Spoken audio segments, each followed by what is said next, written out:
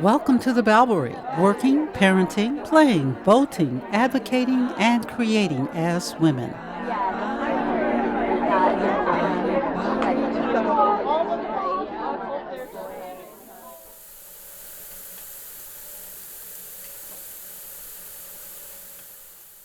I was very self-deprecating as a young person, very self-effacing. And even as I stepped into the community, I was careful, humble. Now I'm not so humble anymore. I'm trying to show off some of what I can do. And I'm very much, I guess I feel, yes, I have something to add to the conversation.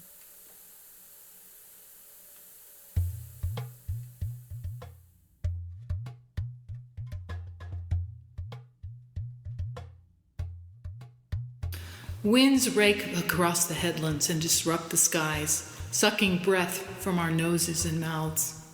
Vultures, gulls, ravens hang in the sky, riding the thermals, slowly cycling, beaks cocked until wide wings suddenly tip. In the upwelling of air where sea and cliff face meet. This is your host, Suki Wessling. Today's episode features an in-depth conversation with book artist Felicia Rice. Felicia has been a respected letterpress printer throughout her long career, but part of what we talk about is her evolution from thinking of herself as a craftsperson supporting artists to proclaiming herself an artist in her own right. Our conversation is about transformation. The slow transformation of one woman finding her art and herself, the communal transformation of a woman becoming a mother and a community member, the bodily transformation from youth to maturity, and the sudden, unwanted, unexpected transformation through loss. Throughout the conversation, you will also hear sound from Felicia's short film about her book, Heavy Lifting, which was created after her home, studio, and life's work was destroyed in the CZU Lightning Complex fire of 2020. The poetry you will hear is by Teresa Whitehill and Felicia Rice. You can find out more about the film and the book at movingpartspress.com. Here's Felicia. Hi, my name's Felicia Rice. I'm a printer, publisher, and artist. I have been doing my work since 1977. So my press, Moving Parts Press, was set in motion in 1977 in a garage in downtown Santa Cruz, California. I had the opportunity to work with some wonderful letterpress printers at that time. I was just a young person, and I was inspired to keep on working and create my own workspace, which was Moving Parts Press, where I make artist books. We called them at that time fine press books or fine printing, the very fine craft of letterpress. And over the years, my colleagues and I have moved more and more into the fine arts with our work, and I now call my work artist books. Still in limited editions, small editions of maybe 60 or less, but very much about the fine craft of letterpress printing, printmaking, the structure of the book, and working closely with artists, writers to publish their work in this unusual form. Well, welcome and thanks for that description.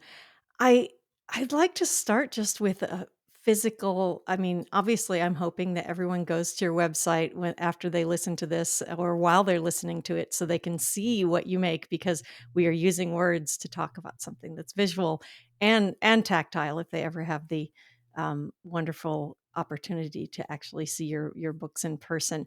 Um, so describe what an artist's book, what the physical object is like.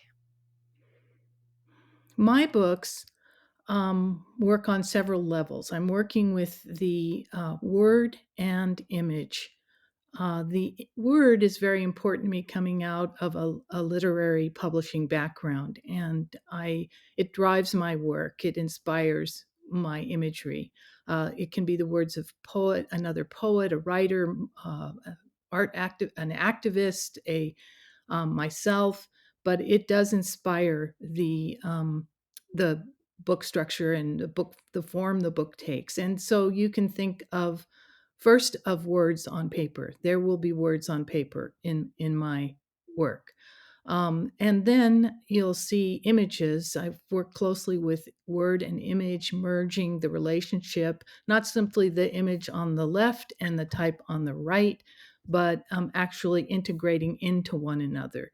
So, experimentation with letter forms and structures, creating my own letter forms, and moving them through images that I print on my printing press. So my printmaking technique is relief printing. The ink is laid on a raised surface of some sort and then lifted off onto the paper on a printing press. And I use a Vandercook proof press, which is very, very simple, but also very accurate. I have a lot of control over what happens. One sheet at a time, one color at a time. So if you see a multicolor page, then that means it's been through the press for the red, for the yellow, for the blue, for the green, and sometimes as many as 25 times to get the layering of color, ink, and type. Um, the other factor that I keep mentioning or I have mentioned is the paper. So the substrate, what do you print on? Books are traditionally printed on paper.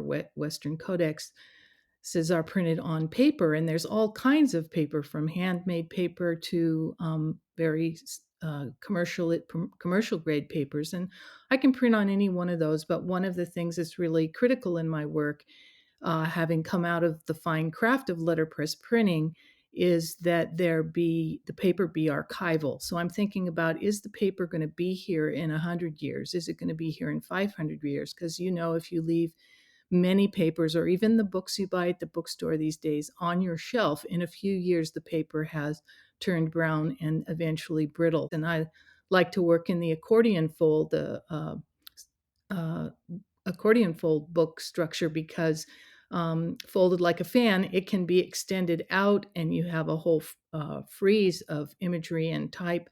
You can stand in front of and see the whole thing, or it can be folded down and the folded sheet pages turned almost like a traditional Western codex. So the traditional book we know with the spine on the left and the turning from the right. So I work with that structure, and I also am very concerned about bookbinding. I am not a bookbinder; that's an entire craft into itself.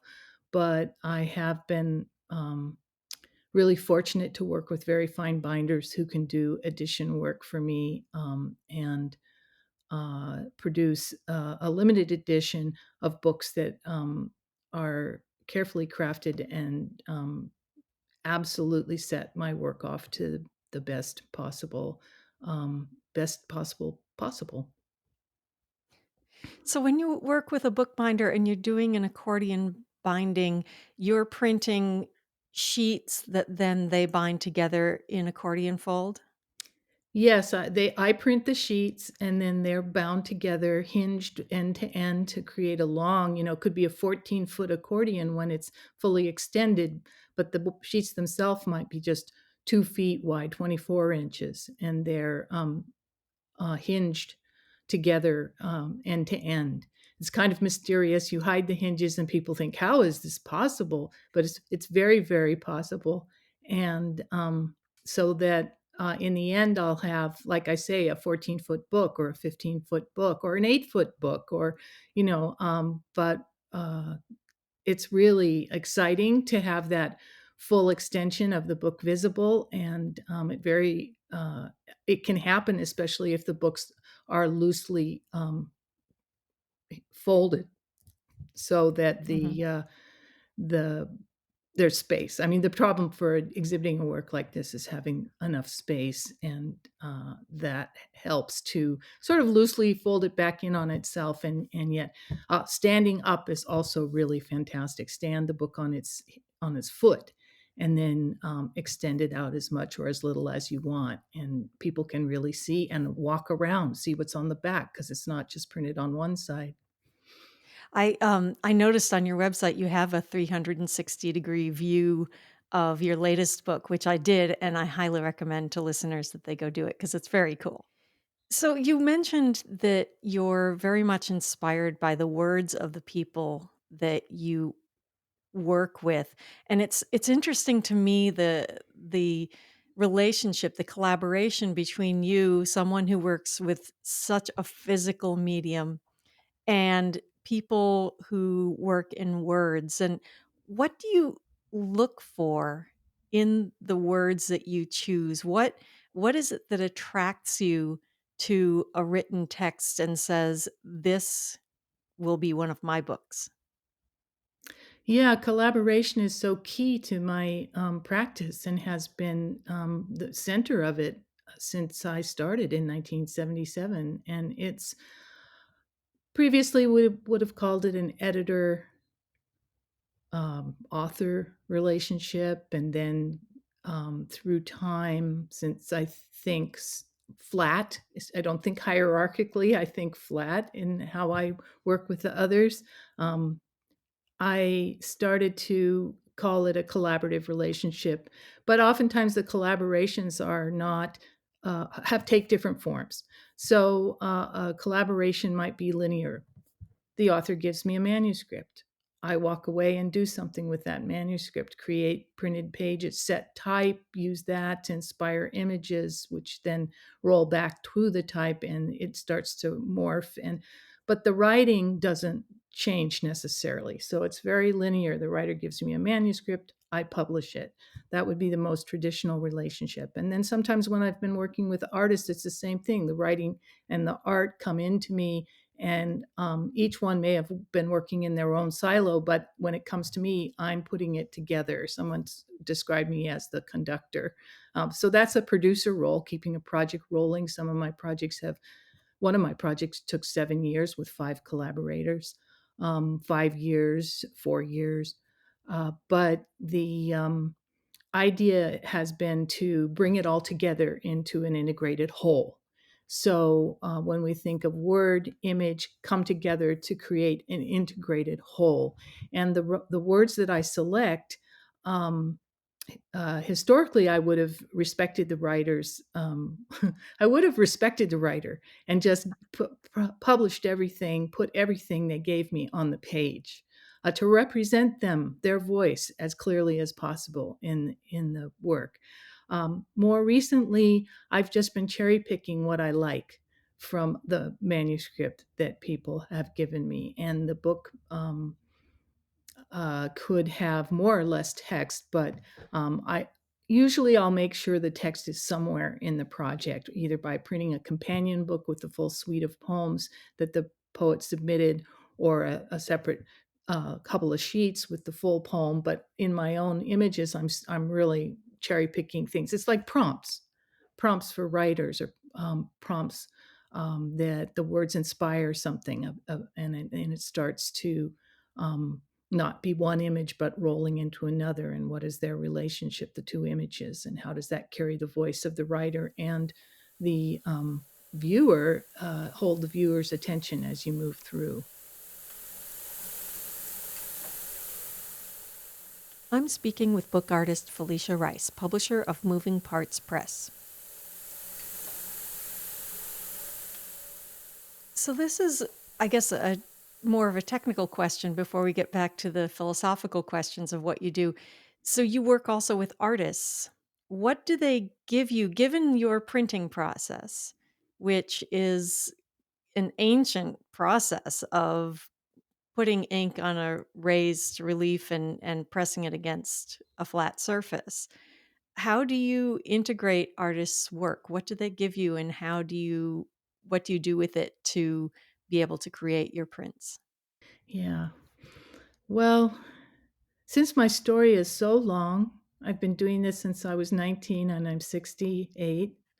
Um, there was an entire period where I was working with artists to create we never called them illustrations. It was very legitimate responses to not simply in service to the word, but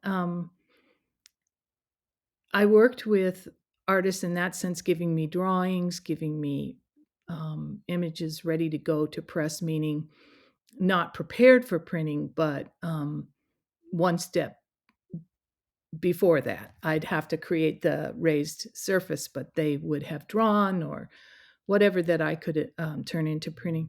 But in the last, and it's true, in the last over 20 years, I've been using my own images.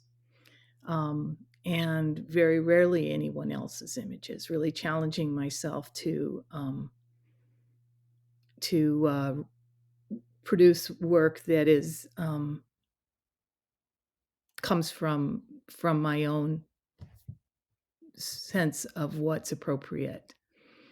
So that was a big, slow transition for me, something I could have done much earlier in my life. And it took to a certain point where I just stepped off from the printer publisher of artists, publisher of writers, to publisher of my own sense of things. And the words are generally someone else's still, although in my most recent book, I wrote a poem and published it in the book, which I hadn't done before. Out of a sense maybe of propriety, vanity publishing, I don't know. I'm not a poet. Being aware of the different roles that can be played in this process, since the book is my medium, and there are different players in that. There's the writer, the artist, the printmaker or printer, there's the designer, there's the bookbinder, there's all these roles that can be played. And I have at a certain point in my life, I started out gangbusters as a teenager. Like, certainly I can do all these things. Look at this. I walk into this room of beautiful type with silver letter forms and books about history and sociology and social politics of cultural politics. And I'm like a pig in heaven. But there was a point I had to realize that I couldn't wear all the hats. I couldn't be the papermaker and the bookbinder and I would have to restrict myself. So I restricted myself to 3: artist, printer, and publisher. And the artist is the newest, calling myself an artist as opposed to a printer. For decades, we called ourselves printers in this small press or fine printing or, world. And it was a fine craft, but also a very proud one. And we wore the name, very, very proudly.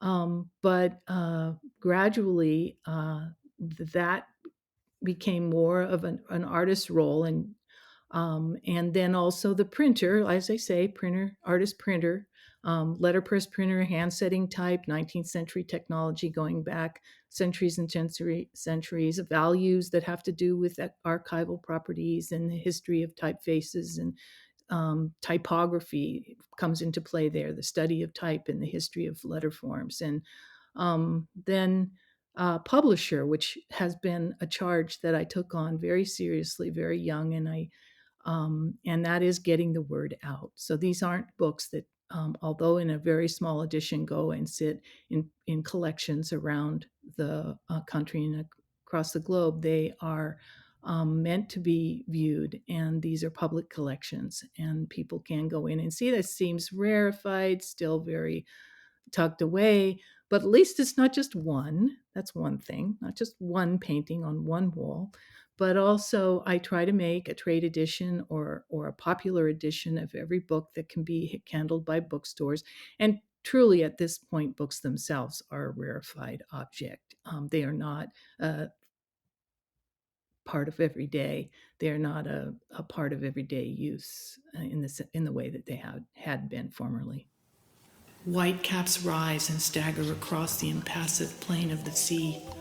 I lean out in free fall, then pump my strange new wings.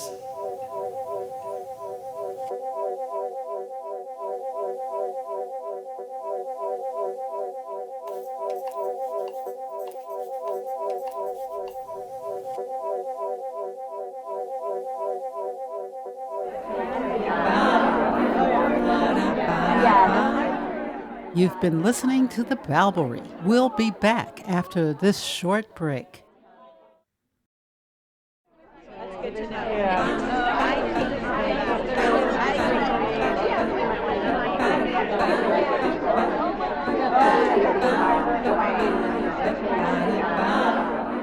You are listening to the Balbury. This is your host, Suki Wessling. I've been speaking with book artist Felicia Rice, publisher of Moving Parts Press, about her work. We now move to explore her childhood, her changing relationship to her art and her community, motherhood, and the wrenching loss that forced a new chapter in her life. I come from a family of artists. My mother was a strong feminist and active politically. My first memories are holding my dad's hand in a civil rights march in Richmond in the early 60s. We marched and we were different. I grew up outside a suburb of San Francisco, and we didn't live in the tract homes. We were different. And so being an outsider was very comfortable for me, almost too comfortable, because you push yourself to the edge always, and it's important to feel community and become part of something. So both my parents as artists and my mother as a strong feminist, I had two sisters who were older. The expectation was to be a creative. The expectation was to grow and bloom and find as much happiness as possible, and to be, from my mother, very much a creative artist, visual artist. So I was in training from when I was tiny. She was a children's art teacher, and I was in her classes. And so when I chose to be a printer in my teens, it was almost like putting my foot down and saying, no, I'm going to be a crafts person. I'm going to understand. And so crafts in the 70s were super, super important. We were on a mission to save dying crafts from oblivion, fighting against consumer culture, creating things by hand one at a time. So that's where I started, and not without my parents' support, but I just think that my mom would have been so happy if she could have been a part of this stage in my work, but she passed away a dozen years ago, so she missed this part. My grandmother's house was built as a long series of rooms, of which the first, the entry, was almost unfurnished, except for a single rug, a large, thick, soft rug of a deep burgundy color. Although in other memories it is an enormous, multicolored rag rug. Such is the way of memory.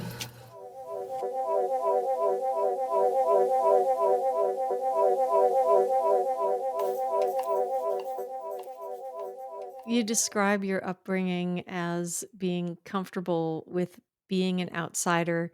How do you think that influenced you as a young adult? It's a kind of a painful topic, that outsider business, the not feeling part of even the movements that I was a part of, still feeling like an observer. And an observer, there was, when my son was young, they called him an outside watcher coming in. And that's very much, what it is. You stand and watch, and if you see something you like, then you might join in, and then you can step back again. So you have this agency. You're not getting sucked into some sort of groupthink. But on the other hand, holding that distance, holding that space always is kind of exhausting, um, keeping all your options open was another, strong message. And keeping all those balls in the air, the plate spinning all the time, is really not possible, and so it took me a long time to learn, and it wasn't an easy lesson, that it's not possible to do all things and expect oneself also to do them well.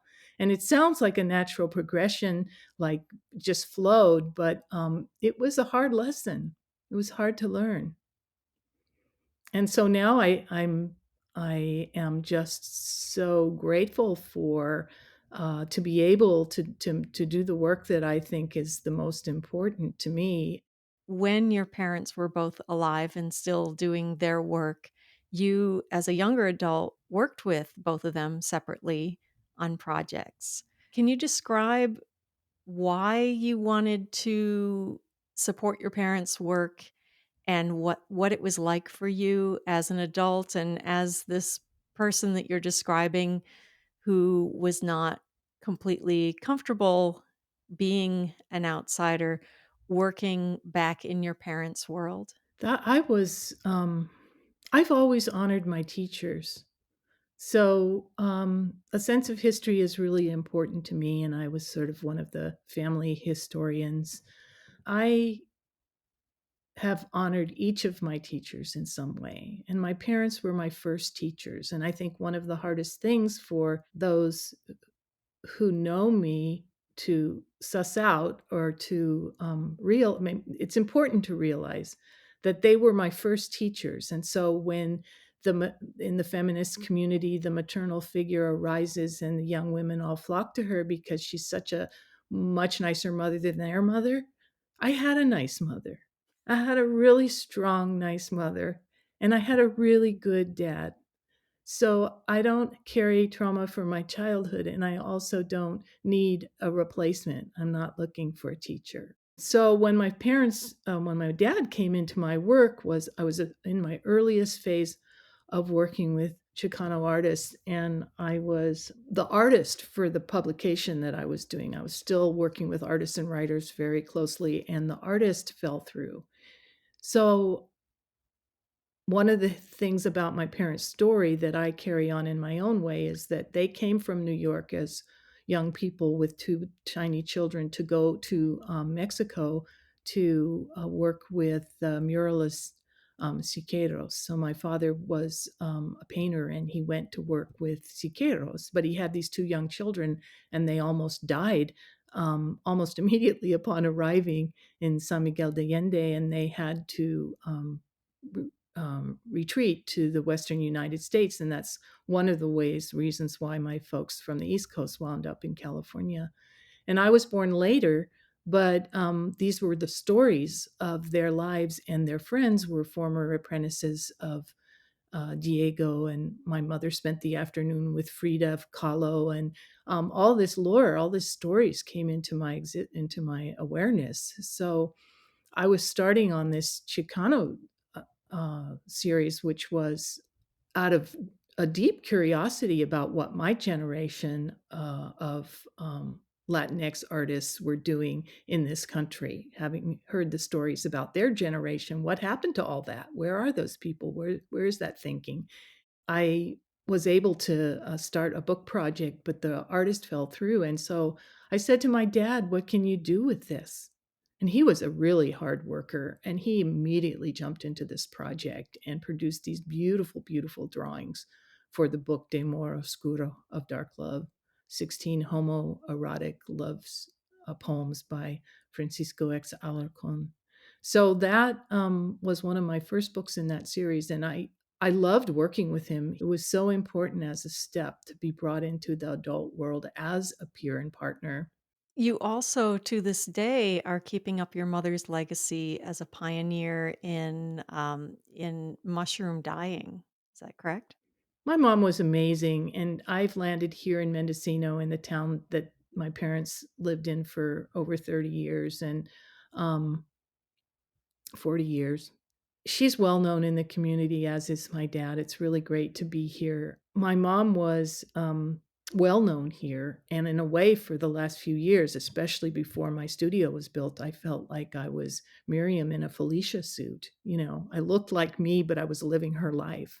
You know, and going to the concerts that she would have loved to be at, and doing the things that she would have loved to do and did do. And so it's a lot to carry. I think women who have strong mothers, people who have strong mothers, carry a lot. of their dreams, dreams for you as the child, but also dreams for themselves, perhaps vicariously living. I think ideally my mother would have loved that each of her three daughters lived in another part of the globe so she could go visit, travel that way. And there were other things. I can tell you exactly what she wanted, and it took me a long time to first, I had to get it that I had absorbed her expectations and they were now my expectations for myself. And then after accepting that, guideposts for life, that kind of thing, I had to sort of realize that some of them I couldn't do, that it was way too much, and that I didn't necessarily need to do all of them. So that was my experience of having a strong, amazing mother. I'm speaking with book artist Felicia Rice, publisher of Moving Parts Press. Although many female artists fear that motherhood will take away from their art, Felicia speaks of her mothering years as formative to her self-image as an artist. I became a stepmom when I was in my latter 20s, and that son is now almost 50.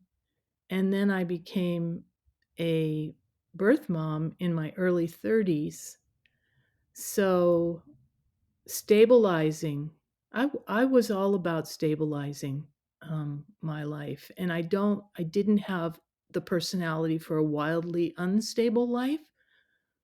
So I often ask myself, why was it so important? I mean, nature, nurture. Okay, I didn't have the personality for a wildly unstable life, like gallivanting, off running. I mean, I did do my share of traveling, but I was always looking for something that I could stick with when I was young, something I could really commit to.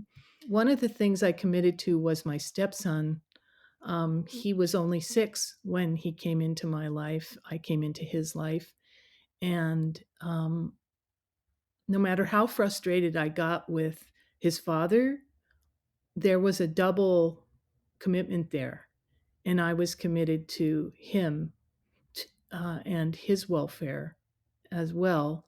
So now, 40 plus years later, we are still in relationship, and and that's so important to me.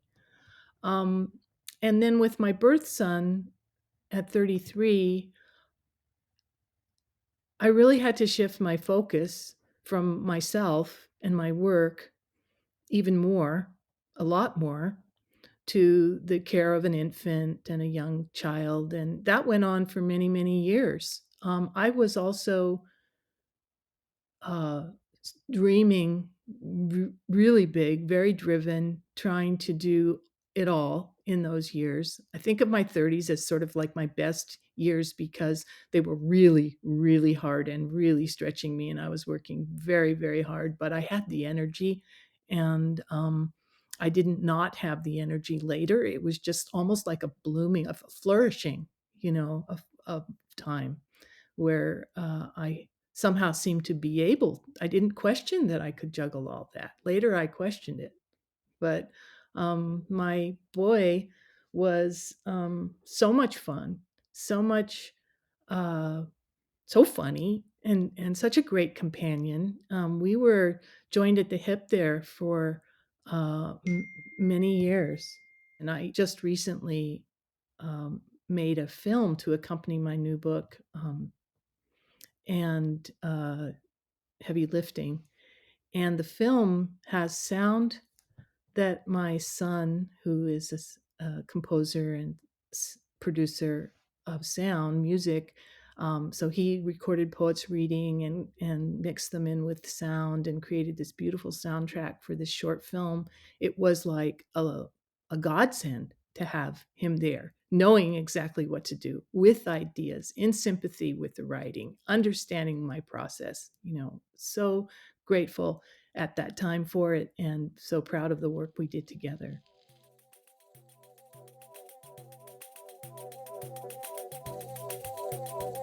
Heavy lifting. This is the pause I am flying in, flying hard so as not to fall to earth, Apparently, grief is not a calm, but a huge effort. Letter from a friend. Heavy lifting. In 2020, the CZU Lightning Complex fire started in the Santa Cruz Mountains. You had a studio and a home up there. Could you start by describing what that was like? Because it's a different experience with everyone. But what I thought about when I was thinking about that is that you work in paper, and fire is the absolute arch enemy of paper. Yes, I didn't think ever that I wouldn't be there when the fire swept through. I felt that fire was imminent. It was hot, too dry, too many people, too much unconscious behavior, and it was imminent. So when the fire hit, I happened to be here in Mendocino, taking some time in the family home before between tenants, and I was about to rent it again and come back after giving myself, a self-imposed residency, artist residency here. My husband was in the house, but actually no one that I know in the neighborhood, which was leveled. 20 out of 21 houses is how I calculate it, thought that this was the fire that was going to take everything. So even if you had, your secondary to go box that you packed the last time you had to, evacuate, you didn't take it. So in hindsight, I would have marked some of my books with a pink sticky and said, maybe to my husband, take these if I'm not here, or I would know to take those because in my right mind I had determined. But whenever I would think about it, I'd think, well, I can't really know how much space I'm going to have. So I'll just fill the car with everything I can from my archive of books and inventory, right? And then my shop would just have to go, which was 45 years of printing equipment and including 200 cases of absolutely gorgeous European type. I had inherited a print shop from a small shop from one of my teachers. So I was ready to let all that go, but there were some of my books that I just felt, but I hadn't put the pink stickies, and he had to rush, and it all was gone, every last bit.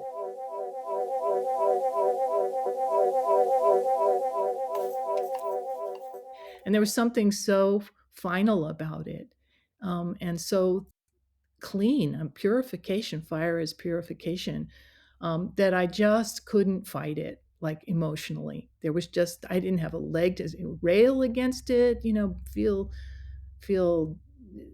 destroyed by it. There was just no way. I had to pick up, knowing that I could move on and rebuild our household and build a new studio. Almost immediately, a colleague started a GoFundMe. And he said, "What about a GoFundMe?" And I said, "Would you do it?" Because I could not have written the introductory descriptive material or figured out the app at the time. So we did, he did. And wow, the outpouring of support was something I could not have anticipated. I had no idea. It felt like the goodwill of the many, many, many people that I had come in contact with over 40 years was just flowing out in this way. You've been listening to The Balbury. We'll be back after this short break.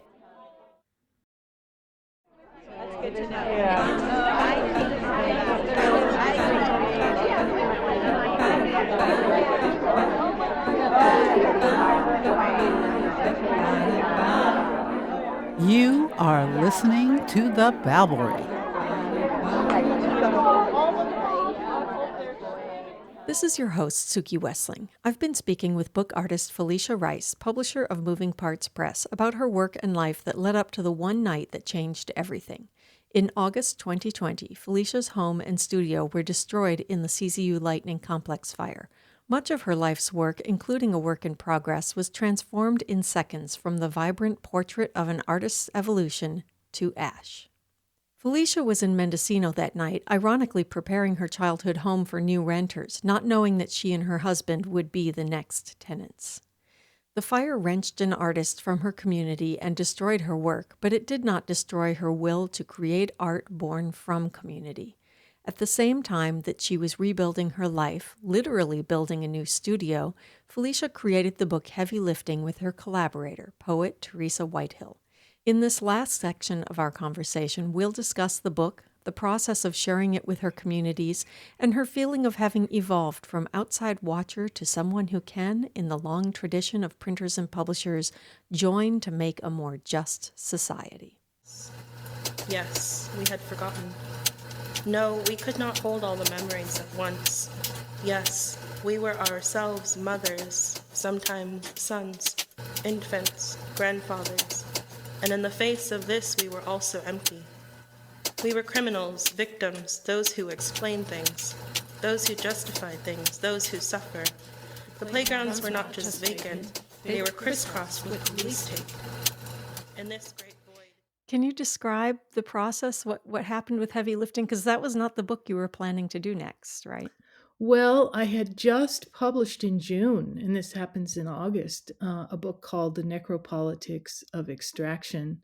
And it was with a activist, art historian activist, TJ Demos, who teaches at UC Santa Cruz. My relationship with UC Santa Cruz was really deep, very long, from being a student to being an employee for almost 25 years, to being an instructor, to having collaborative relationships with various members of the faculty and students through projects we did together. So TJ was one of the last book that I had just done within that community, and it was a departure from the Chicanic series I'd been doing, and it was hard for me to depart because I had been so focused for so long. But I had left my desk. I'd retired from my administrative job at UC Santa Cruz, and I had a lot more time. And it seemed like I could do not just one editorial focus, but I could work on another project that wasn't the same. So the necropolitics of extraction is really about climate change and extraction of resources, including human resources around the globe. So it was ironic that that edition was destroyed by the fire. Yeah. And then I was looking for a poet, and Teresa Whitehill, who's a Mendocino poet and letterpress printer, I'd known her for decades, but she had sent me a poem that she wrote for me about me for the that I had given a talk at the Legion of Honor in San Francisco.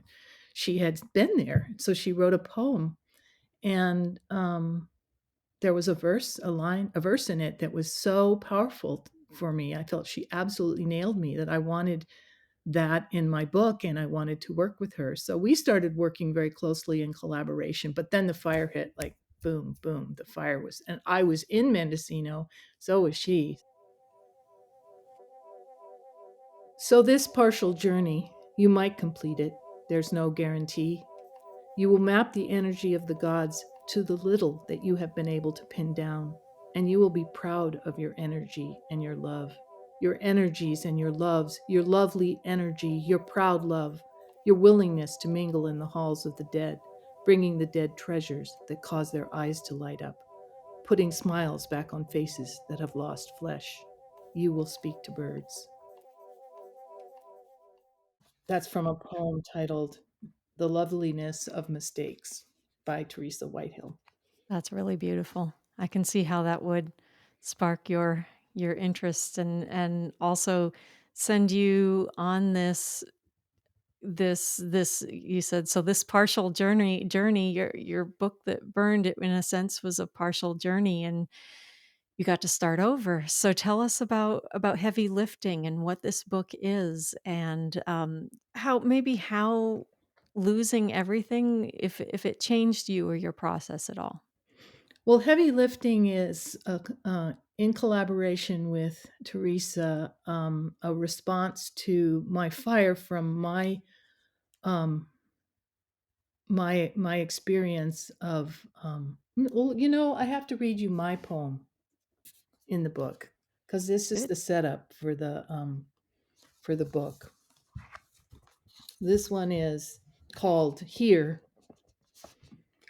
Winds rake across the headlands and disrupt the skies, sucking breath from our noses and mouths. Vultures, gulls, ravens hang in the sky, riding the thermals, slowly cycling, beaks cocked, until wide wings suddenly tip. In the upwelling of air where sea and cliff face meet, healthcare and housing, crises of immigration, racism, politics, prisons, plundering communities, ravaging our lives. Whitecaps rise and stagger across the impassive plain of the sea. I lean out in free fall, then pump my strange new wings. So, this is my experience of arriving in a new place where the wind is powerful, where the birds that I would see every day were the vultures, the ravens, and the sparrows that I include in my book, in my drawings. At the same time as I was landing in this new place, pump my strange new wings, I was also assaulted, as we all were, by the many crises that we were experiencing collectively. The experience of COVID, the lack of health care, the state of immigration policies, the horrific conditions in prisons, and I was able to call out 8 things. And we can, these things are always going on way before COVID hit, and suddenly we were reading about them maybe more carefully in the media, or the writers of the media were focusing in and, thanks God, revealing. I mean, George Floyd's murder.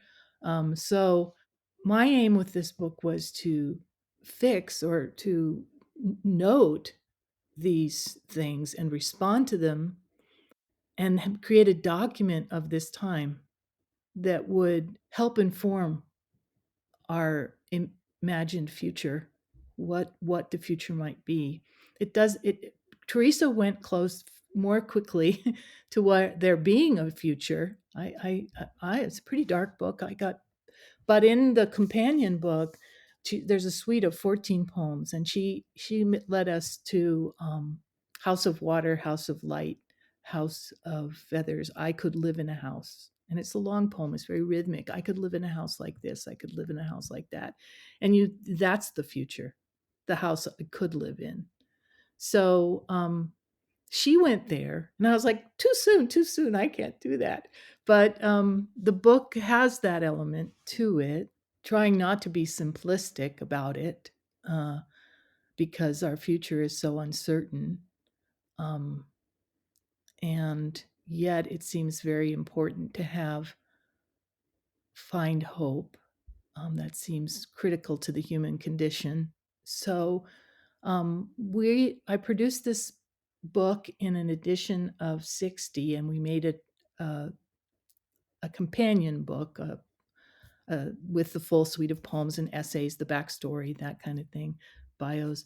And then that's in a larger edition that travels with the limited edition, but also goes out into the world in its own right. And I created a film. We created a film that is really represents the theater of my mind as I'm making this book, sort of layered imagery and the sound of the poetry. And then created us. We're doing a heavy lifting listening tour. So we're taking the book, we're taking the film, we're taking the poetry out into the community. Most immediately, Mendocino County is 3 times the size of Rhode Island, so it's huge. It's very rural, undeveloped, and the population centers are scattered widely. So we've taken the heavy lifting to people, as opposed to expecting them to come to some central location. I'm speaking with book artist Felicia Rice, publisher of Moving Parts Press. These are events where we invite poets to come and read to these themes, or people in the audience can read or speak on the themes. And each event has its own quality, its own character. The first one was in the Casper Shul, which is the heart of the Jewish community here on the Mendocino coast. And it's also a little former white church. So it's just a small, simple room. And the day we had it, it was pouring rain, just bucketing rain. We put out a beautiful snaky table that I have, and the book was on display, and the room filled even on that rainy day. And somehow the entire conversation became about grief. So, loss and recovery, crisis and renewal. People needed to talk about grief. That was very, very moving. And all this is very selfish on my part because I get to process my feelings. The next time we met, it was in a community center, in a community room of a tiny little public library in Point Arena. And there were about half as many people. And yet the room felt full. This time, because the film includes voices of the Lake County Poet Laureate Georgina Marie Guardado, but also a young woman, Sydney Regal Brugge, and she lives in Point Arena. So Sydney, 16, she came. She's the Mendocino County Youth Poet Laureate. So she came and she read one of her poems. It was to her mom, and her mom was in the audience. And it was so personal, so intimate that I couldn't look at her mother while she was reading. And she finished this beautiful, beautiful poem, powerful poem.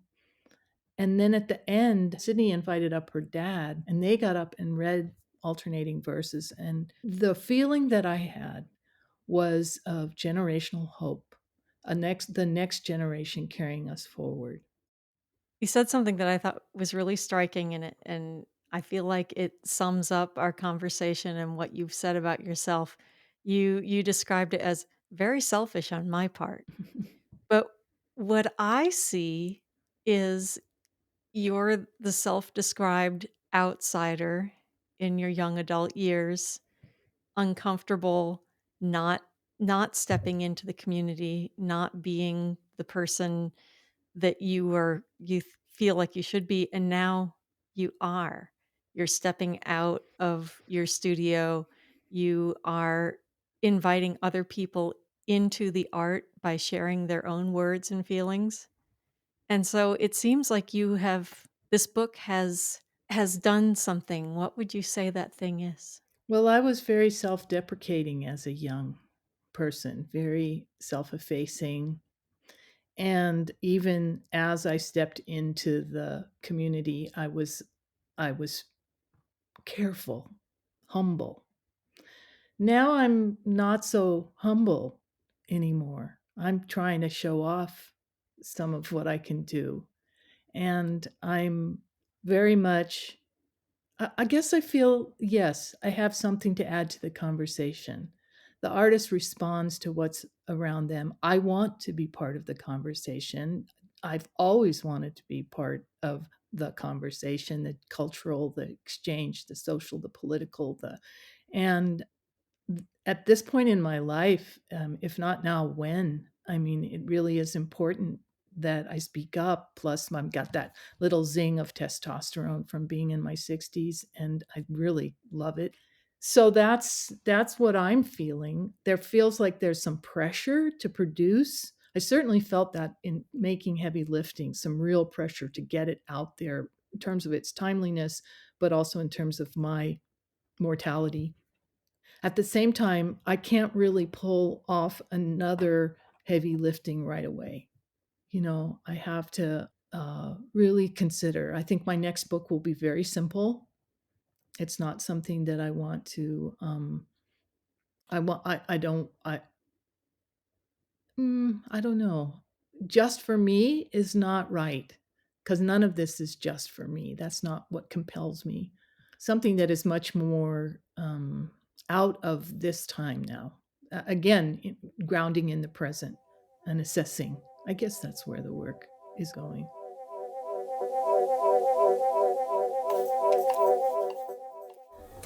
I have lived in a house of mirrors. As a child, I thought That's what I wanted to be when I grew up.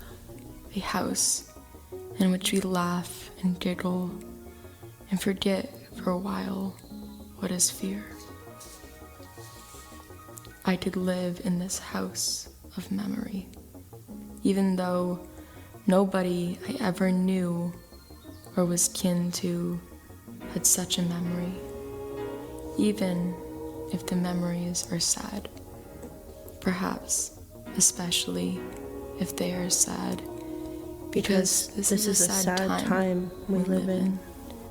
And if you are here, moon, star, blanket, gathering the memories with welcoming gestures, I could live in this house where memory is welcome.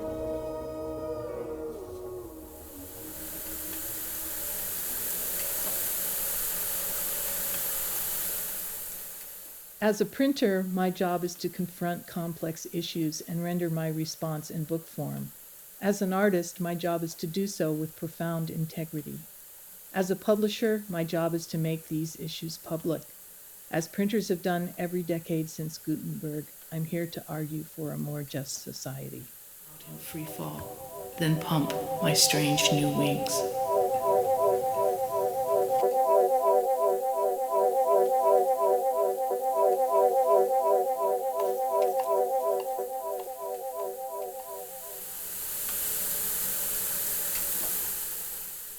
You've been listening to a conversation with book artist Felicia Rice from Moving Parts Press.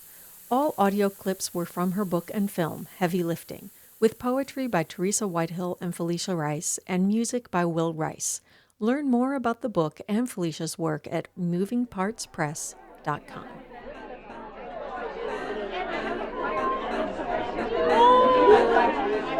You've been listening to The Balbury. Subscribe to The Balbury on your favorite podcast platform or visit BABBLERY.com to access more episodes. The Balbury is produced with support from KSQD Radio in Santa Cruz, California.